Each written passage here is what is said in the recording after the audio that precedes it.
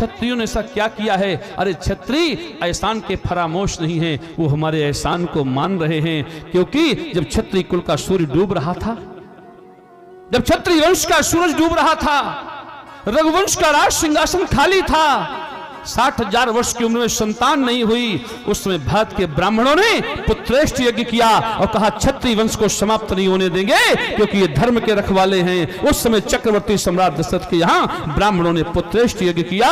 संगी ऋषि वशिष्ठ बुलावा, पुत्र काम शुभ यज्ञ करावा।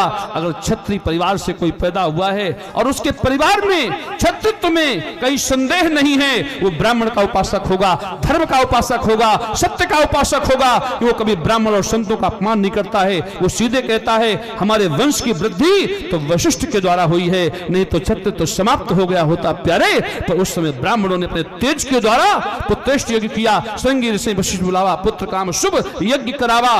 उसका प्रभाव था कि भगवान जैसे अवतार लेकर राम को आना पड़ा, तो आज वो क्षत्रिय समाज अपनी जगह पर तटस्थ है और उस एहसान को वो मान रहा है। यही सबसे बड़ी समाज की धारणा है। लोग उल्टे सीधे षड्यंत्रों के द्वारा समाज को तोड़ते हैं।